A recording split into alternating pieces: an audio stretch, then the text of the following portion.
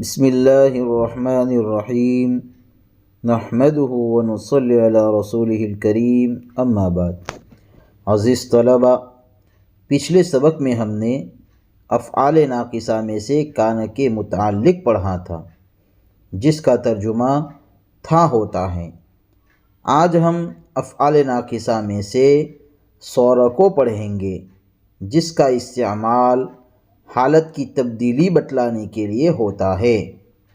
جیسے ہم اردو میں کچھ یوں کہیں کہ چائے ٹھنڈی ہو گئی۔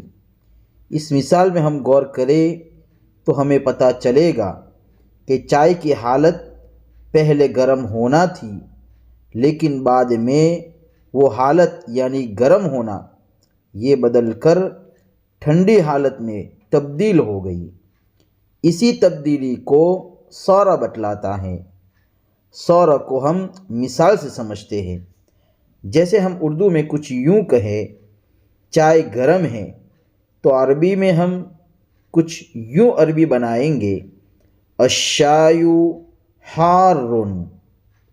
لیکن جب اس چائے کی حالت بدلے گی تو وہ ٹھنڈی ہو جائے گی، تو ہم مبتدا کے شروع میں اگر وہ مذکر ہیں تو صور لگائیں گے، اور خبر کی جگہ پر جو حالت بدلی ہے اس کو لگا دیں گے، جو یہاں پر ٹھنڈی ہونا ہے۔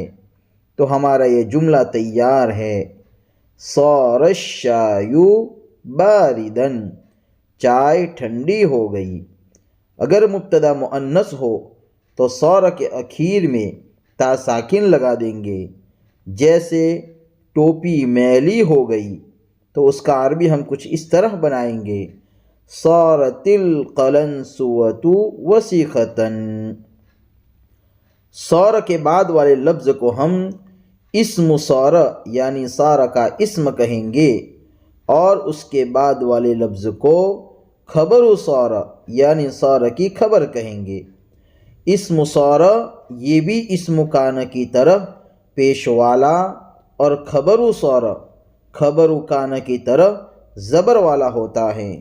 تو چلو صور کے متعلق مشق کرتے ہیں۔ پانی گرم ہو گیا، صار الماء حارا۔ کھانا ٹھنڈا ہو گیا، صار الطعام باردا۔ رومال میلا ہو گیا، صار المندیل وسیخا۔ ٹوپی صاف ہو گئی، صارت القلنسوۃ نظیفۃ۔ گھڑی پرانی ہو گئی، صارت الساعۃ قدیمۃ۔ گاڑی نئی ہو گئی، صارت السیارۃ جدیدۃ۔ طالب علم استاذ بن گیا، صار الطالب معلما۔ عائشہ محنتی بن گئی، صارت عائشۃ مجتہدۃ۔ راشد بیمار ہو گیا، صار راشد مریضا۔ دادا کمزور ہو گئے، صار الجد ضعیفا۔ حامد بڑا ہو گیا، صار حامد کبیرا۔ حارثہ موٹی ہو گئی، صارت حارثۃ سمینۃ۔ موبائل مہنگا ہو گیا، صار الجوال غالیا۔ سائیکل سستی ہو گئی، صارت الدراجۃ رخیصۃ۔ باغیچہ ہرا بھرا ہو گیا، صارت الحدیقۃ خضراء۔ طالبہ سست ہو گئی، صارت الطالبۃ کسلانۃ۔ امید ہے آپ طلبہ عزیز کو صور کا استعمال اچھی طرح سمجھ میں آ گیا ہوگا۔